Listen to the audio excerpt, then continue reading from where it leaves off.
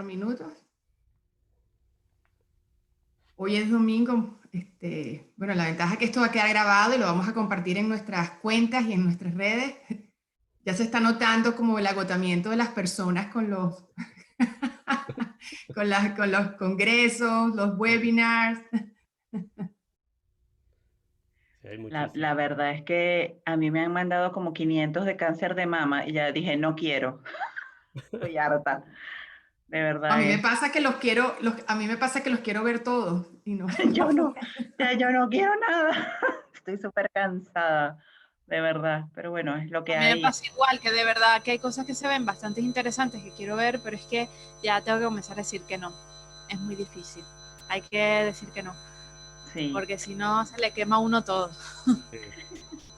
Bueno, quedan 3 minutos, ahora sí me pongo en mute.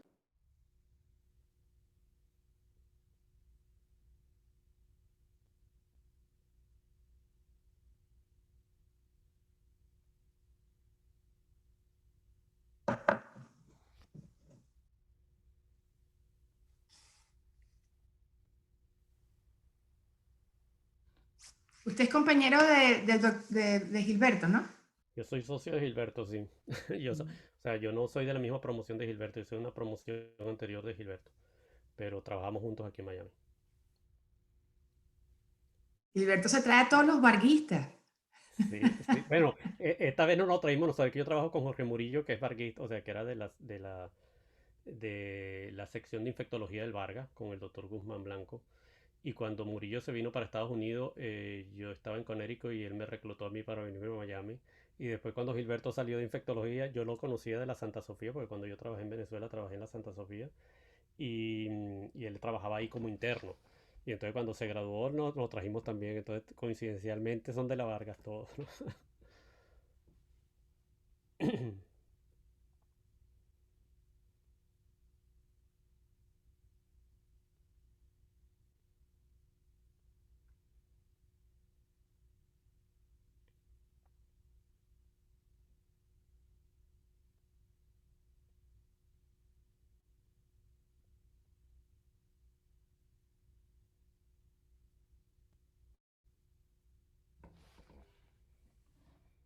Año muy particular. Rosa, ¿no te escuchas? Perdón, es que está hablando con mi vicepresi porque estamos resolviendo un asunto.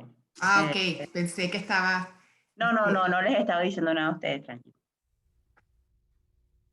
Rosita, ¿le das tú el botón de play? Ok, gracias. Bueno, nos queda un minuto.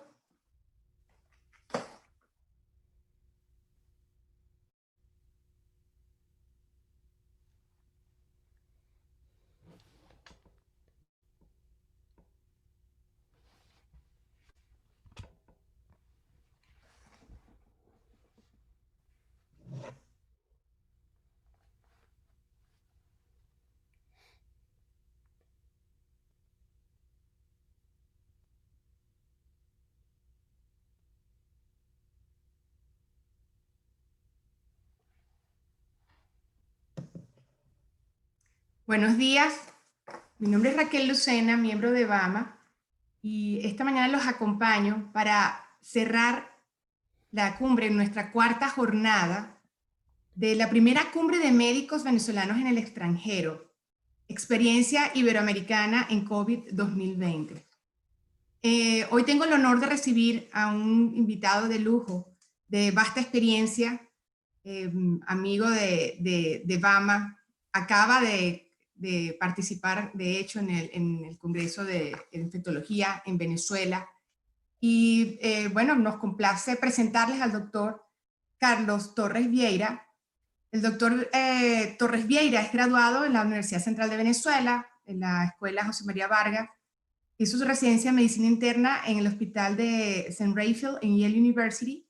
Tiene especialización en enfermedades infecciosas en Harvard University y máster de salud pública también en la misma universidad. Actualmente trabaja como especialista en infectología en South Florida Infectious Diseases y Tropical Medical Center y es profesor asociado en medicina interna en la Universidad Internacional de Florida, en FIU.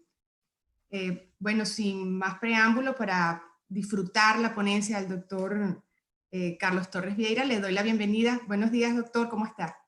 Buenos días, muchas gracias. Gracias por la introducción y muchas gracias a los organizadores, a BAMA y a los otros grupos médicos internacionales de venezolanos regados por el mundo que han organizado esta simposio o cumbre, ¿no? Y es un placer estar con ustedes acá, ¿no? Entonces voy a compartir eh, mi...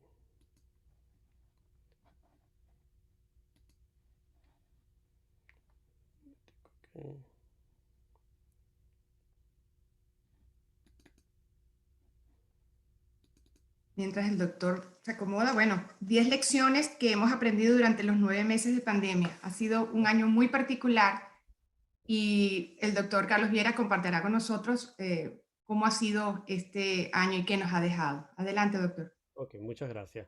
Mira, bueno, sí, 10 lecciones que hemos aprendido durante estos 9 ya 11 meses, casi 11 meses de pandemia, dependiendo de cómo lo midamos, ¿no? Lo primero que hay que resaltar es que obviamente era una enfermedad nueva, aunque el virus como tal, la familia viral era una familia viral conocida y teníamos cierta experiencia y esa cierta experiencia realmente, por ejemplo, desde el punto de vista de control de enfermedad se notó sobre todo en pacientes o en países donde había ocurrido las epidemias previas de SARS del 2003 y también la epidemia de MERS, pero en realidad teníamos que aprender todo de nuevo y durante el curso de la epidemia esto fue un tema recurrente, o sea, el tratar de hacer, no tener datos y tratar de construir toda una teoría alrededor de la enfermedad, del tratamiento, etcétera, sin tener los datos concretos. Y obviamente los conocimientos fueron avanzando y hemos ido aprendiendo muchísimo y hemos cambiado algunos de nuestros conceptos originales durante el curso de la pandemia. Entonces, el primer concepto que para mí es importantísimo porque tiene que ver con la enfermedad misma y porque además eh, trabajé mucho tiempo en la parte de control de infecciones, es el de la transmisión. Tradicionalmente nosotros los infectólogos, la gente que trabaja en control de infecciones, habla de diferentes mecanismos de transmisión, mecanismos de gotículas o de gotitas, que en inglés se denomina droplet, y es un mecanismo por el cual cuando hablamos, cuando estornudamos, cuando tosemos o respiramos, producimos gotas de saliva de cierto tamaño que son contentivos de virus o bacterias en pacientes infectados. Estas gotas son suficientemente, la teoría es que son lo suficientemente pesadas, generalmente son de 5 micrones o más, y tienden a caer al suelo por efecto de la gravedad a una distancia no mayor de 2 metros. Este es el mecanismo de transmisión típico que se le ha atribuido a la influenza y a los otros virus respiratorios como el RSV, como el parainfluenza, etc. Y es, como todos ustedes recuerdan, es el mecanismo de transmisión que se le ha atribuido a SARS porque es el mismo mecanismo de transmisión que se le ha atribuido a los coronavirus en general. El mecanismo de aerosol implica que estas partículas infecciosas están contenidas en gotas mucho más pequeñas, más pequeñas de 5 micrones, y por lo tanto no tienden a caer por efecto de la gravedad tan rápidamente, sino a extenderse por corrientes de aire a distancias más lejanas, incluso a veces distancias relativamente amplias. Es el mecanismo típico de transmisión que se le ha atribuido a la tuberculosis, es el mecanismo de transmisión que se le atribuye al sarampión y a la varicela. El problema con esto, estos conceptos se aplicaron perfectamente a SARS, o sea, se ha considerado siempre que SARS era transmitido por gotitas y que la transmisión por aerosol era solamente en eventos especiales cuando hacíamos manipulaciones en los pacientes que permitían la aerosolización. Esas manipulaciones serían intubación, aspiración, ese tipo de cosas, no, a veces nebulizaciones. Lo cierto es que la data basada en los expertos en física de movimientos de aire y física también de los líquidos, así como cierta data que se ha ido obteniendo a través de la pandemia, sugiere que en realidad el componente de aerosol, aunque no es el tradicional concepto, si se quiere, de control de infecciones, ocurre con relativa frecuencia y para algunos, sobre todo para estos expertos, es realmente el mecanismo más importante de transmisión. Porque el mecanismo de gotita implicaría que las gotas deben impactar en mi cara, en mis ojos o en mucosa nasal o bucal para producir la infección. Mientras que el mecanismo de aerosol que ellos plantean es simplemente que yo aspiro ese aire contentivo de estas gotas infectadas y por lo tanto me infecto. Y por lo tanto puede ocurrir infección más allá de los 2 metros. Y de hecho, empíricamente en varios brotes se ha visto esta situación. Choca un poco con el concepto tradicional de aerosol de control de infecciones, porque eso implica que esto puede transmitirse a largas distancias a través de los circuitos de aire y por lo tanto requiere, cuando desde el punto de vista hospitalario, un control muy particular que nosotros no hemos necesitado realmente para controlar estos controles particulares. Son cuartos de presión negativa, uso de HEPA filter o no recirculación del aire que sale de esos cuartos. Y obviamente la mayoría del mundo ha controlado estos procesos en cierto modo y la transmisión intrahospitalaria sin necesidad de esos cuartos. Entonces yo creo que lo que implica para el control de infecciones es que el concepto como tal va a cambiar. Este es un concepto, por cierto, que viene desde principios del siglo XX, y yo creo que va a cambiar y que no va a estar atado necesariamente a esa implicación de que tenemos que poner los pacientes en presión negativa, etcétera, etcétera. Pero obviamente, en mi opinión, sí hay un componente de transmisión de aerosol importante. El otro punto que cambió también es la transmisión por fomites, esta es la transmisión por contacto, es la transmisión que ocurre cuando tenemos secreciones que caen en superficies sólidas, las tocamos y nos llevamos la mano a las caras después de contaminarnos con esas secreciones infectadas y nos autoinoculamos el virus.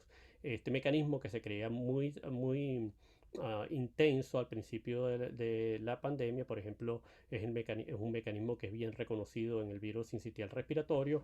La data sugiere que aunque puede ocurrir, no es tan contribuyente a la transmisión del virus. Entonces, situaciones exageradas como que era que estábamos usando protectores de los pies, gorros para la cabeza, la gente llegaba a la casa y se desnudaba en la entrada de la casa, y ese tipo de cosas han resultado ser probablemente exageradas y hemos ido modificando esa conceptualización. Si se va a modificar también la idea de evitar el uso de batas para ver a los pacientes, batas especiales para ver a los pacientes que sean desechables o removibles.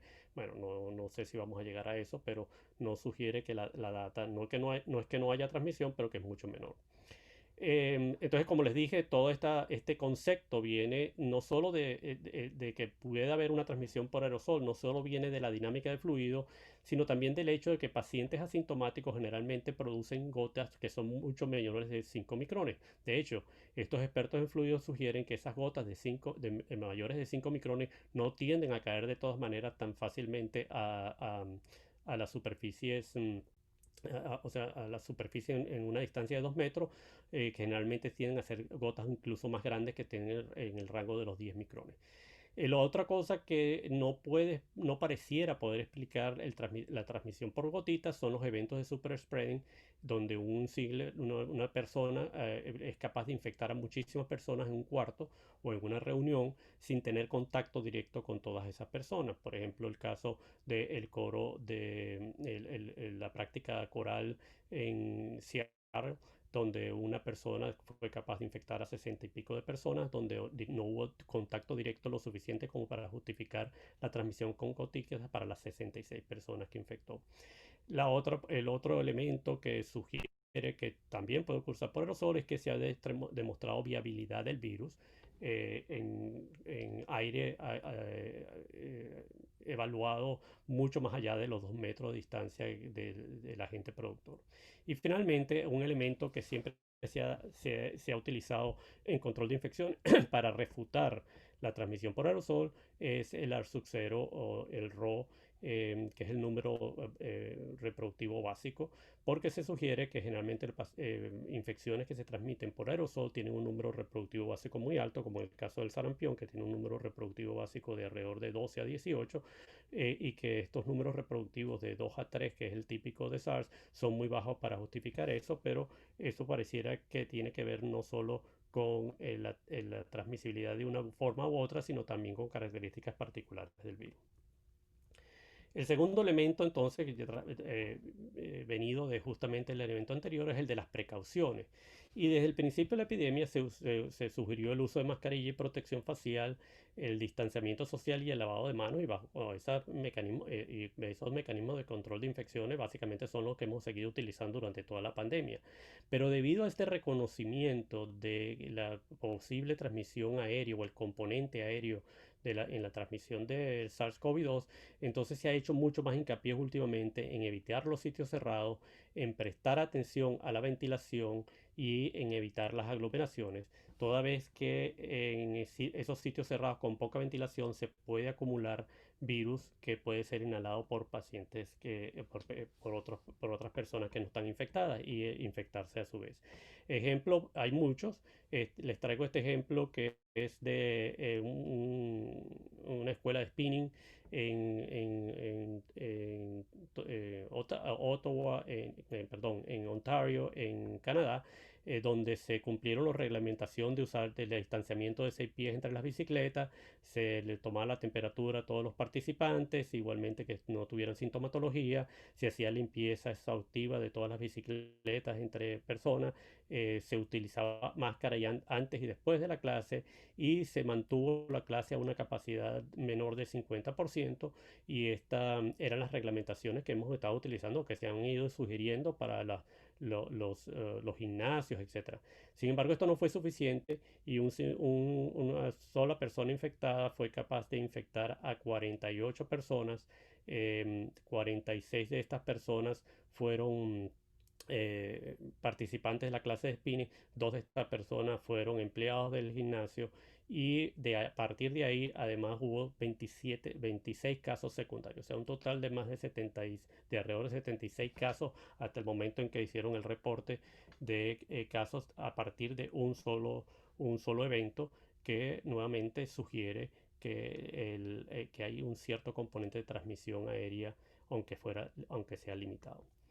Otro ejemplo, y hemos visto otros más de restaurantes, pero este es muy interesante. Este es un evento recientemente publicado de un restaurante en Corea. Lo que vemos aquí es que este comensal llamado A estuvo comiendo alrededor de una hora en este sitio. 5 minutos antes de él abandonar el restaurante, entró al restaurante este sujeto identificado como B, que estaba infectado. Este sujeto, o sea que el tiempo que tuvieron en el mismo área, en la misma área cerrada fue aproximadamente 5 minutos. Este sujeto obviamente infectó a la persona con la que él estaba comiendo, pero también infectó a esta persona y solamente necesitó 5 minutos sin contacto directo, a una distancia de 6.5 metros entre los dos individuos. Este individuo B también infectó a este segundo individuo que estuvo 21 minutos de tiempo común en el sitio de cerrado. Obviamente es posible que aquí haya participado la dirección, las curvas que ven, las flechas curvadas que ven, es la circulación del aire, los cálculos de circulación del aire de acuerdo al estudio que hicieron los coreanos. Pero nuevamente sugiere que puede haber una transmisión que es mucho más allá de la transmisión por gotitas a distancias cercanas y que no se necesita mucho tiempo necesariamente para sufrir la transmisión. Este nos lleva al tercer elemento de aprendizaje durante esta pandemia, que es el uso de la mascarilla. ¿Y por qué de aprendizaje? Porque originalmente tanto la Organización Mundial de la Salud como todos nosotros, sobre todo por ejemplo aquí en los Estados Unidos, en lo que se refiere a lo que hemos hecho control de infecciones, era que se sugería el uso de la mascarilla para personal de salud, pero no así para la comunidad en general, bajo la idea de que teníamos la percepción de que no eran útiles para empezar. Idea que por cierto los asiáticos sí tenían la percepción de que era muy útil y la han usado por años, que daba un falso sentido de protección que podría poner en mayor riesgo a las personas que lo usaban y que además debían preservarse las máscaras para el personal médico. Bueno, a través de la pandemia todo esto ha cambiado. Ahorita sabemos que la cobertura, sea cualquier tipo de máscara en líneas generales, es mejor que no tener nada. Que hay que evitar las mascarillas con válvulas porque si bien esas mascarillas lo protegen a uno, no protegen a las otras personas porque la válvula permite la salida de partículas virales que una persona, por ejemplo, asintomática pudiera tener o sintomática, pero más recientemente también hemos tenido data concreta de que no solo es importante para prevenir la transmisión, que era lo que usualmente se consideraba que era el uso de la máscara, sino que también hay evidencia que sugiere que la adquisición de la infección también se disminuye con el uso de la mascarilla. Obviamente, cuando uno ve los estudios, la variación de la efectividad es amplia, pero en control de infección nosotros sabemos que es la sumatoria de las distintas actividades lo que contribuye, así como hacemos, por ejemplo, con las líneas centrales, y es todo un bundle de actividades que tratan de evitar la infección de las líneas centrales. Lo mismo ocurre en esta situación. No es solo la máscara, sino los otros elementos de distanciamiento social, etcétera. Entonces, una disminución relativa con el uso de la máscara es un beneficio palpable para el control de estos cuadros infecciosos. El uso de la máscara es interesante que les traigo esto a colación, porque entonces el uso de la máscara no es solo para el caso de SARS-CoV-2, sino que realmente la transmisión de influenza también es básicamente la prevención intrahospitalaria de transmisión, se basa en el uso de mascarilla. Y veamos, esta es la data de Australia en el 2020 que terminó su invierno, y la línea roja que ven ahí es la curva de transmisión de infecciones de influenza en Australia durante este año, prácticamente cero. Y las otras curvas que ven son las otras curvas, normalmente las curvas normales de influenza en Australia en los otros años desde el 2015 en adelante. Lo mismo se replica en esta curva lo mismo se replica en el caso en el caso de los Estados Unidos. Lo que se demostró al final del invierno pasado es que rápidamente los casos de influenza empezaron a bajar dramáticamente. Pero cuando uno ve las curvas de Australia, de Chile y de Sudáfrica, todos los cuales acaban de pasar su invierno, se encuentran que las curvas de influenza son extremadamente bajas. Son prácticamente estas líneas que no se ven acá, comparadas con las otras curvas que son las curvas normales. Lo cual una vez más demuestra que las mascarillas funcionan no solamente, o las medidas de prevención, no solo las mascarillas, sino el distanciamiento social, etcétera, es un método efectivo de control, no solo de SARS, sino probablemente de otros virus respiratorios. El otro punto que es interesante, todavía está en estudio, pero que es un punto que nos nos dimos cuenta en el 2004 que ocurría, y nos estamos dando cuenta que ocurre más de lo que pensábamos en el caso de SARS-CoV-2, es el de la heterogeneidad de la transmisión, o los eventos de superdispersión o super spreading. Les traigo dos ejemplos. Este es simplemente un ejemplo en Hong Kong, donde tienen un sistema de salud público bastante eficiente para hacer seguimiento de personas. Y aquí lo que estamos viendo son los brotes que surgieron a partir de un evento simplemente en un bar. Una persona infectada en este bar fue capaz de infectar todas estas personas que están en amarillo, que fueron comensales del bar, y esos a su vez, algunos de ellos fueron capaces de transmitir dentro de sus hogares el virus. Lo mismo se replica en un tamaño un poco más pequeño, pero con la misma idea de que es un evento de superdispersión en una boda y en un templo religioso. Esto se ha replicado en otras situaciones. Ya les dije, por ejemplo, el caso del coro de Seattle, que es un evento de super spreading a partir de una sola persona, pero está el evento famoso del centro religioso en Corea, donde una persona fue capaz de infectar más de 70 individuos en ese centro, ¿no?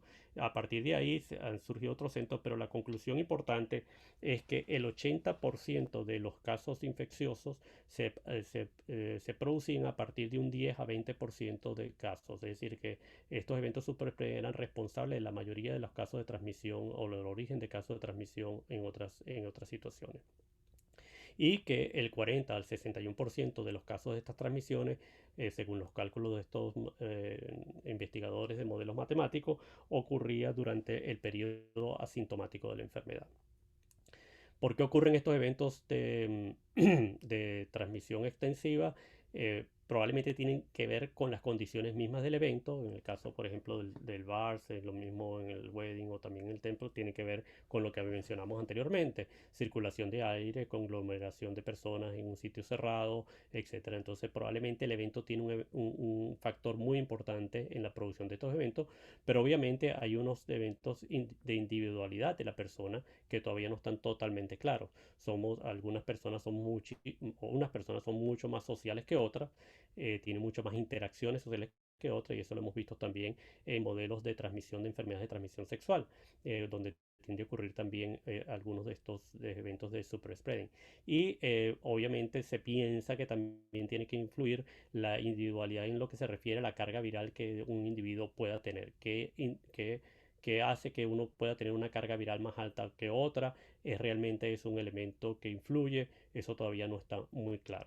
Otro elemento que uno podría aducir, pero que hasta ahora no pareciera que hubiera mucha fuerza para atribuirle eso, es elementos fundamentales del virus, características particulares del virus. Y digo que no hay mucha fuerza para sugerir que eso haría una diferencia, porque el virus, cuando se ha visto, por ejemplo, en términos de mutaciones, no se ha visto ninguna mutación importante que cambie las características fundamentales del virus. Es decir, nosotros tendemos a hablar de cepas, pero en el caso de esto realmente no son ni siquiera cepas, sino virus con ciertas mutaciones, pero que no tienen un comportamiento fenotípico diferente. Sí es verdad que hay una mutación, la D614G, que es una mutación que ha sido atribuida por algunos investigadores, que se ha expandido en el mundo y que incluso sugieren que pudiera ser la causa de esta segunda pandemia, o de esa segunda ola, mejor dicho, debido a que pareciera que tuviera mayor facilidad de transmisión. Pero un estudio de la semana pasada, publicado en Science, donde se evaluaron nuevamente miles de mutaciones, encontraron que ellos no consideraban que ninguna de esas mutaciones daba una característica particular al virus que lo hiciera diferente a los otros. La mayoría de esas mutaciones fueron mutaciones, lo que nosotros llamamos neutrales, que no se expresan, por lo menos desde nuestro conocimiento médico, no se expresan de ninguna manera en un comportamiento fenotípico diferente del virus.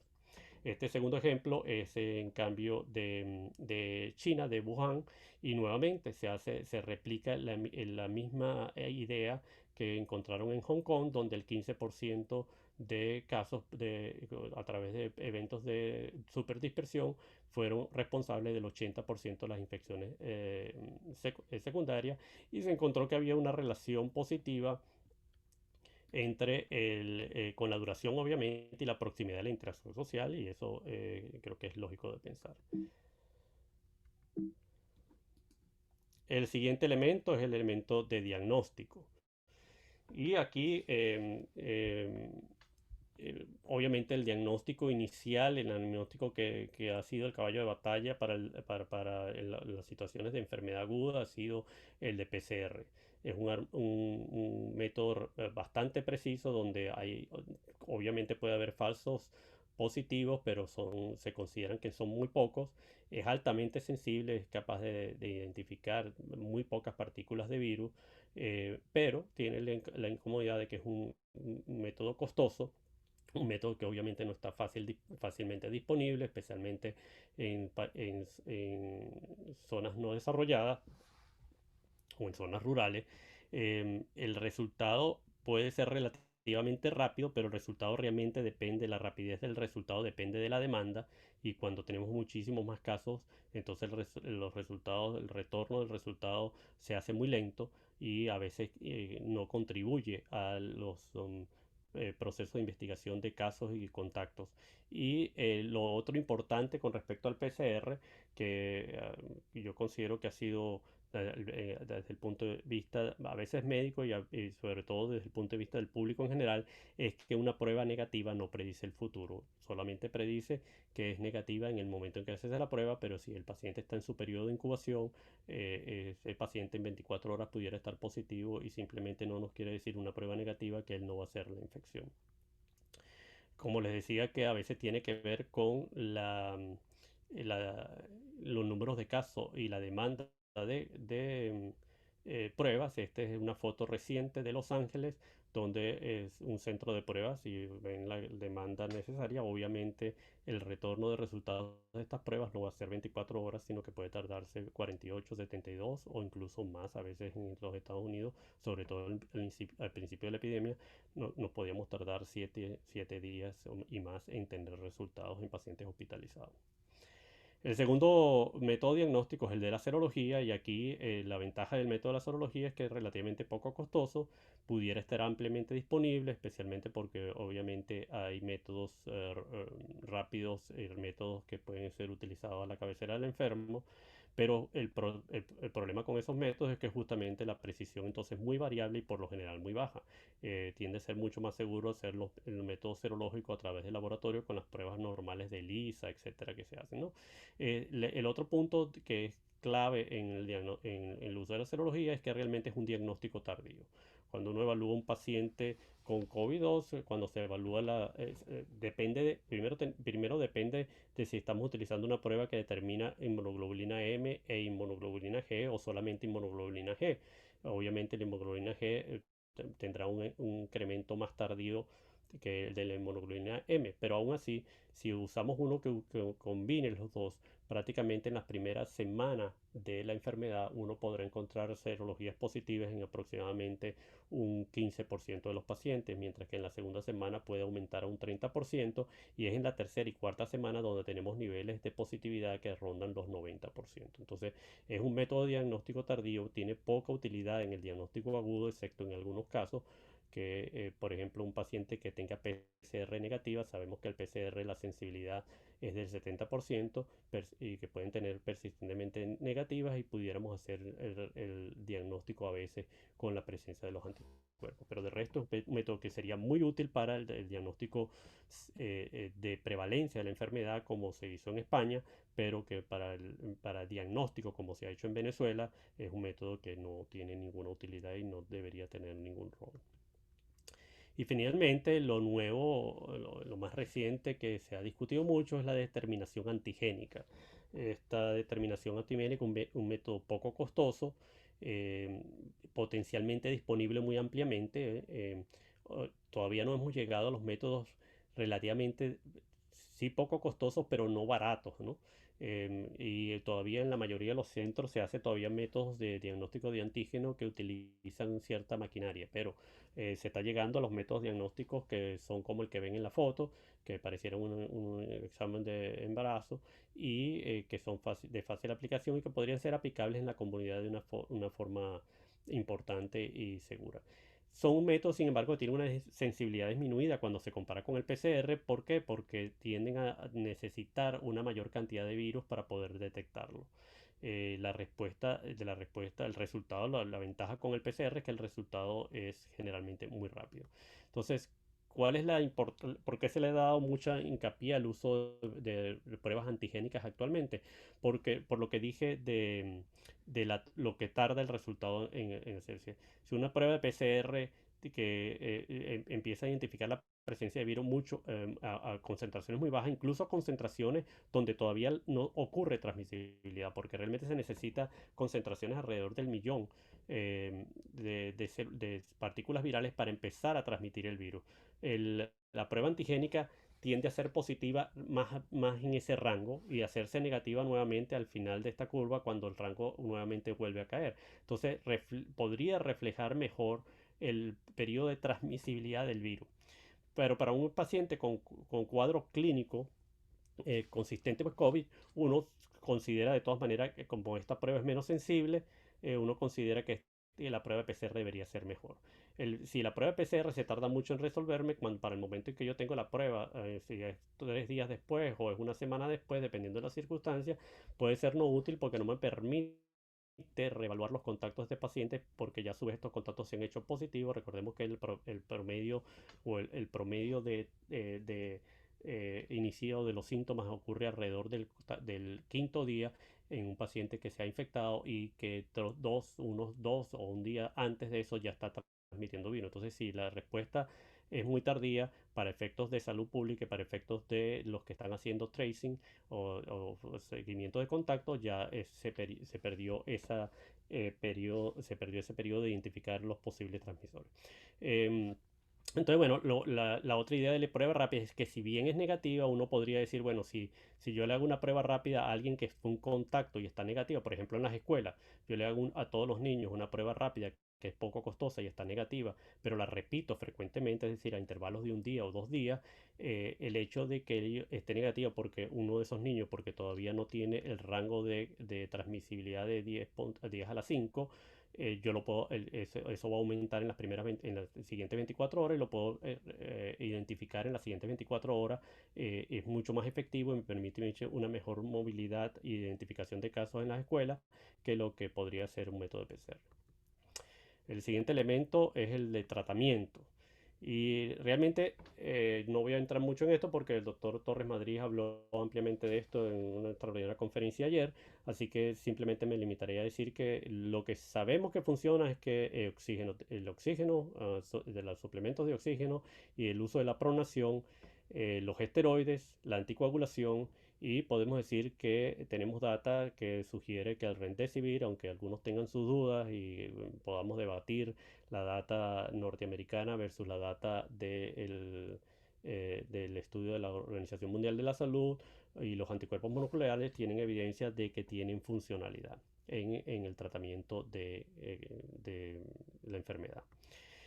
Lo que no parece funcionar, y hay data que sugiere que no funciona, es el uso de plasma en pacientes convalecientes. Yo haría una salvedad aquí, que hay cierta data que quizás si se usa tempranamente, muy tempranamente, y en esto estamos hablando de pacientes ambulatorios, en pacientes que no están enfermos, que no han llegado al hospital, similar a lo que se está usando con anticuerpos monoclonales, es posible que veamos ya cierta data que sugiere que probablemente pudiera funcionar, y es lo lógico que ese sea el momento de tiempo para el funcionamiento de este terapeuta, de estas medidas terapéuticas, pero realmente la mayoría de los estudios se han hecho en pacientes muy enfermos donde ya prácticamente la carga viral ha bajado dramáticamente y no es lo que está induciendo el cuadro de enfermedad. El segundo elemento es el de los bloqueantes de interleuquina 6, que la mayoría de los estudios, el tocilizumab, la mayoría de los estudios sugieren que no tiene actividad. Sin embargo, en 2 estudios de la misma compañía Abbott, uno sugiere no efectividad, otro sugiere que disminuye en 40% la posibilidad de intubación. Estos estudios no han sido publicados full con toda la data, así que no podemos concluir. Pero la mayoría de la data sugiere que si acaso que no tiene utilidad, que no demostró diferencias, pero bueno,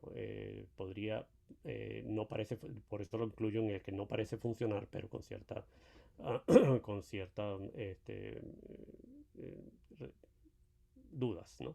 Y finalmente la vitamina D. Entonces, estudios de vitamina D, estudios eh, observacionales con respecto a la vitamina D sugieren que pudiera tener un efecto en la prevención. En realidad se sugiere sobre todo en pacientes que tienen deficiencia de vitamina D. Y entonces, bueno, sería lógico en pacientes, si tienen deficiencia, elevar los niveles de vitamina D hacia niveles normales y hacer suplementación de vitamina D. Sin embargo, en el curso de la enfermedad o en pacientes que no tienen deficiencia de vitamina D, no hay una data concluyente que nos diga que la vitamina D hace nada. Lo mismo puede uno decir del zinc, de la vitamina C, etc. Lo que no funciona, y eso sí está claro y creo que hay bastantes estudios, uno, la citromicina o la doxiciclina, que también ha sido utilizada con la idea de que tiene cierto efecto inmunomodulador, y en el caso de la citromicina porque se le atribuyó ese efecto antiviral. Suficientes estudios demuestran que no funcionan. Hay estudios actuales demuestran que la citromicina es uno de los antibióticos con más pobre uso durante esta terapia, y donde vamos a empezar a ver efectos del sobreuso de citromicina injustificado en el desarrollo de resistencia bacteriana. El otro es el uso en general de antibióticos.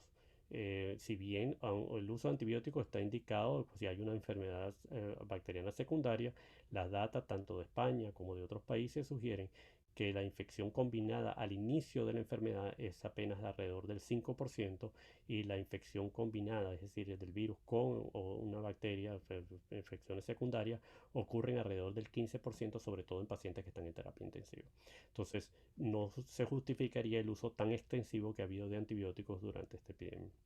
Otros estudios que dicen que no funciona, sabemos que la hidroxicloroquina y cloroquina no solo no funciona para tratamiento, sino que no parece funcionar tampoco para prevención, y el lopinavir, ritonavir lo mismo.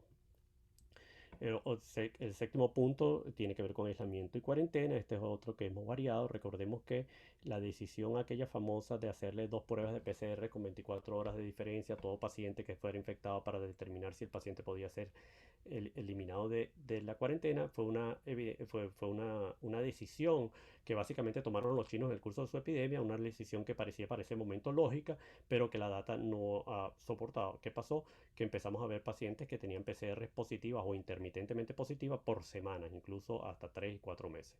Entonces, ahora sabemos que no es necesario tener la prueba de PCR negativa para eliminar las condiciones de aislamiento de los pacientes. Que las recomendaciones actuales son de que sean 10 días, una vez que haya mejoría de los síntomas, y han pasado 10 días desde el inicio de la enfermedad y el paciente está sin fiebre por lo menos 24 horas y ha sido una enfermedad leve, este paciente puede ser removido de aislamiento.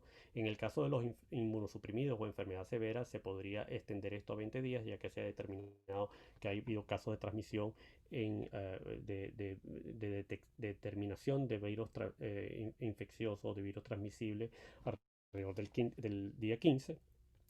Y en el caso del paciente expuesto, lo que realmente llamamos cuarentena, que es el paciente expuesto que no tiene síntomas, la recomendación tradicional ha sido 14 días. Más recientemente, en las últimas semanas, los europeos, especialmente los alemanes, han bajado a 7 a 10 días. En el caso del CDC está por recomendar que sea 7 días si se hace una prueba negativa al final del periodo y está negativo, y si no se hace prueba sean simplemente un aislamiento, una cuarentena de 10 días. Se espera con esto que mejore el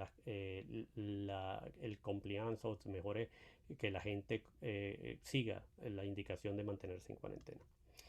El octavo punto que les quiero mencionar es el de reinfección, y aquí simplemente les digo que hay una serie de casos, aquí nada más les traigo algunos, pero han sido otros más casos, unos mejores documentados que otros, pero estos sé que están bien documentados, donde se ha demostrado que ha habido reinfección con el virus tan tempranamente como 48 días, tan tardíamente como 142 días en estos casos reportados, algunos con enfermedades más leves que en la primera situación, pero eso no es universal, y en algunos de los pacientes con enfermedad más severa.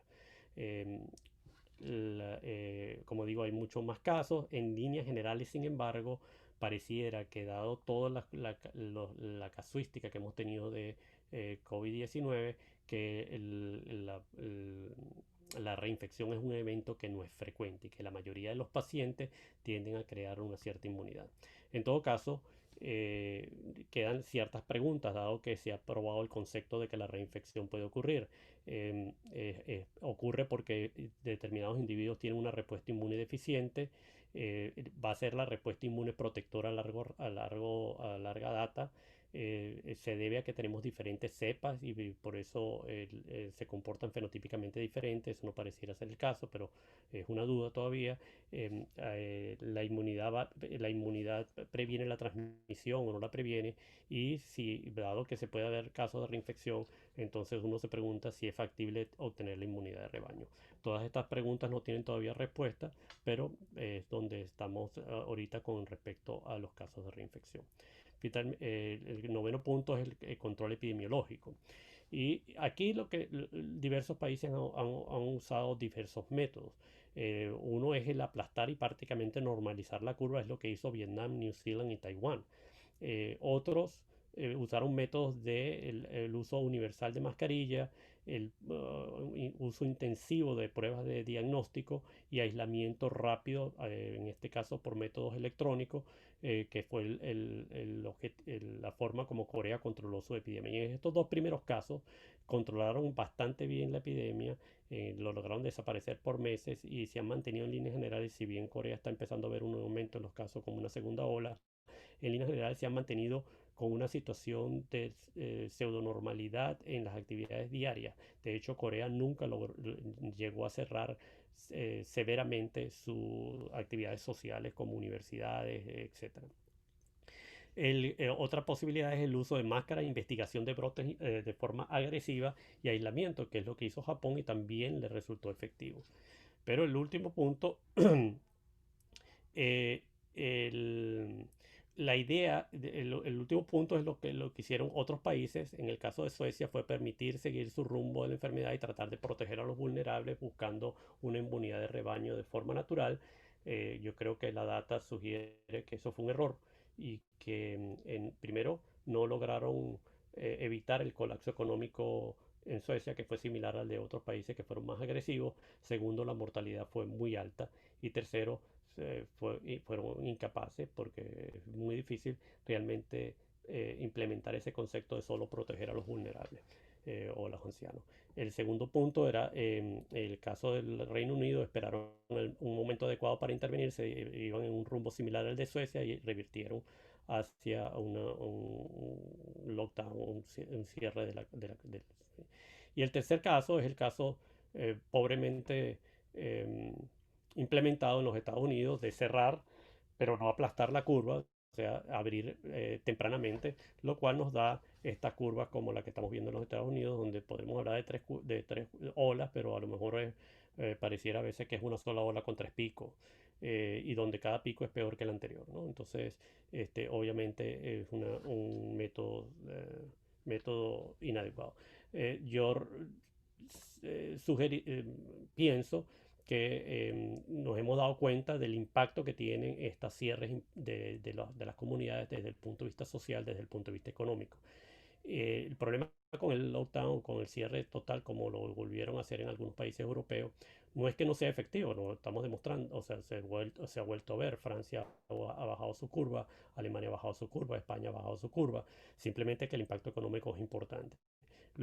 Pero para mí lo más importante es, dada la experiencia de los otros países, es que cuando uno llega a esa etapa del lockdown es porque uno no fue capaz de implementar las medidas fundamentales de identificación de casos, de aislamiento de contactos y cuarentena eh, tempranamente, que son las medidas que usualmente se usan en salud pública y que otros países lo usaron en forma deficiente. Entonces es una medida prácticamente de emergencia, una medida prácticamente de reconocer que fracasamos en nuestras medidas básicas de control de infecciones y no una medida que necesariamente tenga que ser así para todos los países. Como decían al principio de la epidemia en los Estados Unidos, la primera curva puede ser por inocencia, la segunda y la tercera curva ya empiezan a ser por estupidez. Finalmente, el último punto es uno que se debatió durante mucho tiempo y yo creo que todavía hay gente que piensa lo mismo y que se sigue aduciendo lo mismo, que esto es una gripe cualquiera y que a la hora de la verdad la mortalidad es baja. Y en este estudio simplemente les demuestro que en rojo vemos la mortalidad relacionada con, con COVID-19 en distintas series y en azul la mortalidad de influenza y a todas las edades, pero sobre todo a medida que avanzamos edad más todavía, pero en todas las edades realmente la mortalidad de COVID supera la mortalidad de influenza y eso sin contar el efecto de la morbilidad, el impacto en los servicios de salud. Tenemos que considerar, y hay data, por ejemplo, en pacientes con VIH, en pacientes con otras enfermedades oncológicas, que esta epidemia con toda la crisis que ha generado en los sistemas de salud está impactando la salud de esos pacientes oncológicos y de esos pacientes con VIH, están impactando los otros programas en países tropicales, los programas de prevención de dengue, etcétera, etcétera. Entonces, no es una gripe cualquiera. Quedan otros de aprendizaje, yo solo mencioné 10 que están muy cercanos a mi práctica, pero bueno, obviamente ahora tenemos vacunas, pero en la historia dará para analizar el efecto de la inequidad social en la mortalidad y morbilidad de esta enfermedad en los diversos países, la importancia del liderazgo en el manejo de crisis como esta, la importancia de la comunicación certera en manejo de estas crisis. Hemos comprobado que somos realmente animales sociales y que nos cuesta no socializar, aunque algunos sean cascarrabias, etcétera, pero realmente somos animales sociales y estos distanciamientos amplios nos afectan. nos demuestran que la globalización no está muerta, no solo por la transmisión del virus, sino porque vimos cómo entramos en crisis en obtener los elementos fundamentales para combatir, como las máscaras, etcétera, porque las industrias son producto de esta globalización. Y obviamente cada uno de ustedes podrá añadir una lista de 10 cosas más que probablemente han aprendido durante esta pandemia. Con esto les doy las gracias nuevamente por la invitación a participar en este simposio, en esta cumbre. Los felicito por haberla organizado realmente. Y bueno, estamos a la orden para cualquier pregunta. Muchas gracias, doctor. No tengo palabras para describir la ponencia. Excelente. A mí me gusta siempre como resaltar las cosas positivas. Obviamente este año ha sido para unos un año interminable, para otros ha sido una carrera, pero creo que se ha aprendido bastante. Se están diagnosticando mejor los pacientes, sabemos lo que nos sirve, estamos reforzando, parece mentira, pero yo siento que las cosas más sencillas son las que siguen dando la pauta, que es el distanciamiento social, el uso de la máscara y el lavado de las manos. ¿Usted cree que la mascarilla llegó para quedarse? Yo, mira, depende de dónde estés hablando. Que yo creo que el mundo no se comporta homogéneamente. O sea, en Asia se quedó hace años, ¿no? Y para los asiáticos era insólito que los occidentales no usáramos mascarilla. Yo creo que a nivel hospitalario la mascarilla todavía va a tener un rango importante en el tiempo. Yo creo que por lo menos el año que viene va a ser uso. Si por ejemplo en los Estados Unidos va a ser algo que la gente va a utilizar rutinariamente, mi impresión es que no, que la gente va a volver a su usual. Lamentablemente el uso de la mascarilla es un tema en los Estados Unidos actualmente, un tema político, esencialmente político más que científico. Entonces, bueno, yo creo que es diferente. ¿Qué pasará en Europa? No sé, creo que también los europeos en algunos sitios tienen, por ejemplo, en España hay un movimiento muy fuerte anti-máscara, anti-médico, anti-vacuna, anti-todo. Entonces, todo eso va a impactar un poco, lo vemos incluso con los de la vacuna también. O sea, por ejemplo, te digo, una encuesta realizada en los hospitales donde nosotros trabajamos, el 90% de los médicos dice ahorita que se pondría la vacuna, pero solamente el 40% de las enfermeras están dispuestas a usar la vacuna. Eso te dice que tenemos un gran camino por andar en convencer a la gente, por ejemplo, que la vacuna es segura. Entonces, pienso que con la máscara no estoy tan seguro que se vaya a instituir universalmente. Quizás las recomendaciones médicas van a ser diferentes. Creo que, como dije al principio, todo esto del aerosol, etcétera, va a hacer que la comunidad de control de infecciones se va a organizar y va a reanalizar la data y ver cómo lidiar con esa información con nuevas sugerencias, pero no creo que el uso de la máscara no lo veo como algo que los norteamericanos por lo menos van a utilizar regularmente, y para eso diría que también los latinoamericanos.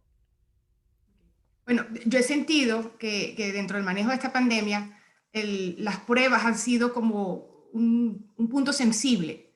O sea, tenemos ¿cómo se llama? Los problemas de sensibilidad, el timing, y todo eso afecta para poder, bueno, manejar números y las medidas. Aquí nos pregunta Estefanía, para las personas expuestas, ¿desde qué momento se cuentan los 7 días? ¿Desde el día que la persona que tuvo contacto y dio positivo o los 2 días antes a la positividad del test? Partiendo del caso que tanto la persona positiva y el contacto viven juntas.